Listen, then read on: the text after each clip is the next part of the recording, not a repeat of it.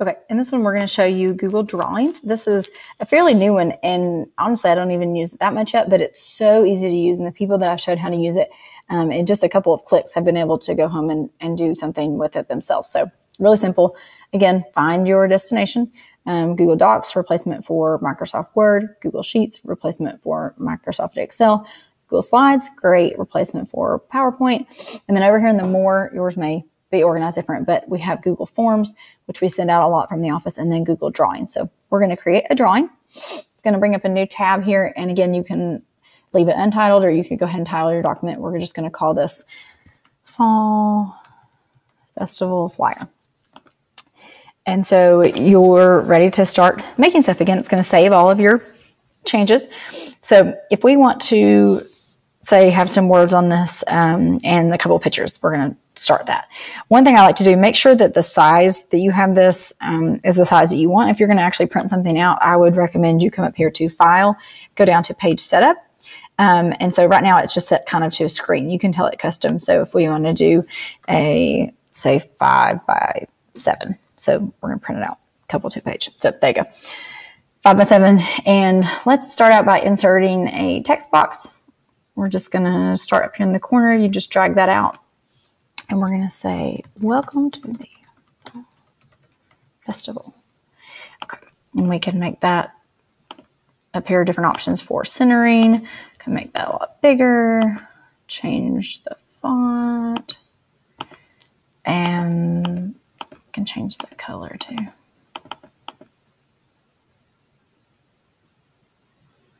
of this red.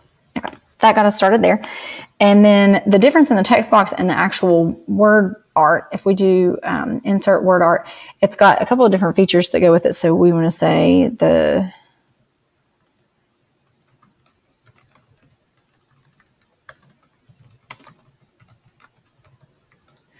so we insert that in, and it has an outline to it. If it'll stretch it and kind of make it look really funny if you're not careful.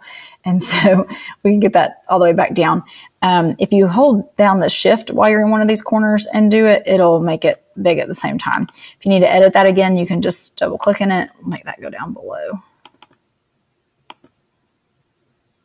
And here it says, use enter to save, use shift enter for multiple lines. So we're going to do shift enter. There you go.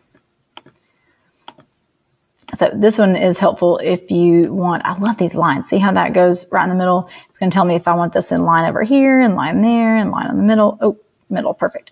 And then you can tell that as well. Change that font to that. We want to make it bold. Here's the outline color. So if we don't need an outline color, we just tell it not to have one. If we want the outline color gray and the inside to be this pretty orange. So that's a little easier. I don't know why you would want to squish it or anything like that, but you can do that if you need to. And then lastly, we can put an image. So unlike in Google Docs or a Word type document where things don't really want to go on top of each other, this is really nice. If you want to stick something just straight on top of each other or have some pictures overlap or things like that, you could definitely do that. If you had some text here that told maybe the year, you could put those in front of each other or behind each other. So that's really nice to be able to do that. And then again, it has some of the same options for bullet list and all of that. So we're going to go up here to insert. You can also do shapes. So we could do shapes. You could do a table again.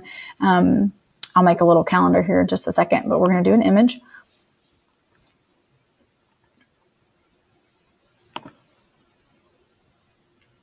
And we'll just insert this photo here that I have of UT. So that's our little image. It just pulls that straight up. Again, you can resize easily. If you do it to the side and don't hit shift, it's going to change that and make that look kind of funny, but we'll make this go up here at the top. Now, we have an issue. That just went on top of my text that I just made. So if we want that to go behind, there is an option up here for, it says image options. You can make it a little bit transparent, which is kind of cool. You can make it brighter, smaller. If you want just the whole thing to all of a sudden be a different color, you want no recolor. And then you click right up here to get the arrange button, which would tell you the order of stuff. So if we selected this and we actually want this order to be in the back, we can send it just backward one at a time, or we can send it all the way to the back. So that kind of is handy. And then lastly, I want to show you, in case you were making a calendar, this would be really great if you all made your calendars in this or want to give it a try, again, you could hit share that over with Rachel or anybody else who needs to see that, and not even have to worry about attaching it to an email or anything like that. So if you go to insert table, and let's see, we have 5 days of the week and 4 weeks in a month. Now, the only thing about creating this in here, I will say you would need to go back in versus like with a publisher or something, you would need to go back in and change the actual dates on this. So say on this top thing here, we want this to be Monday. Okay, I've got my days of the week all settled here. I'm going to highlight all of those, and let's just make this a little bit smaller to where they fit. Just make that smaller one more time.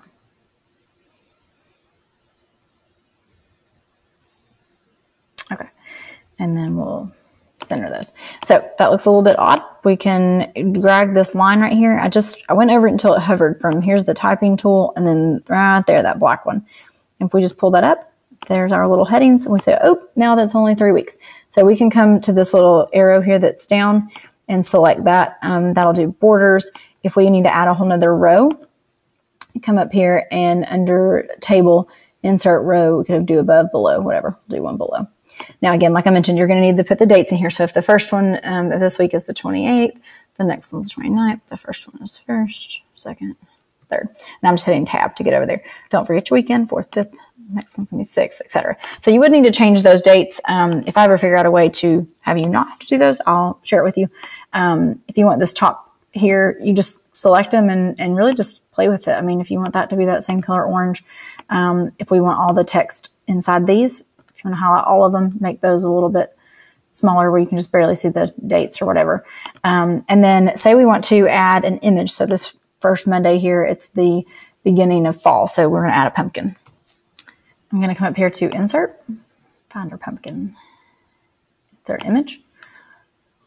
And again, you can find these out of your Google Drive. So if you upload some stuff first, that would be a great place to look. If you need to go back, we're going to actually upload one that I have on my downloads here. So if you had it in a different place in your computer, there's my pumpkin, open. Just going to upload it really fast. And there's your image. So it doesn't try to make it into the same size of the box. Again, that's one of my favorite things about this is, look, I can put it on top of anything, almost anywhere. And that's just really helpful. And it's not trying to take half my drawing away or something crazy. So there's our little pumpkin, and we just type in here, this is pumpkin patch. It's not really on October 1st, I don't think that. And again, you could make that one a different color, different size if you need to make that a little bit bigger. Honestly, once you start doing it, it's a little bit fun to play with, I think. So you can get going with that. And then again, to be able to save that, you can go over here to File. You can do print, you could do download as PDF. The drawings here, Google Drawings, the nice thing about it is if you download this, you can actually download this as a PNG or a JPEG, which as an image that could easily attach into an email. You could also just send it in a PDF, which is one of my favorites. But like when I'm making stuff for the school's Facebook page, that will not take a PDF. It'll only take a JPEG. So that's just something to think of. Or if you wanted to print this smaller and your computer prints like wallet size something, you could save it as a JPEG and it'll arrange, a bunch of those on a page. But again, once you hit print, it's going to give you the different options here to print. And once you tell it a certain printer, it'll change to those settings, and you can tell it two-sided or whatever. So that's Google Drawings. Play around with it. It's a lot of fun and really easy to use. And hopefully you'll let me know if you have any trouble with it or if you need more help.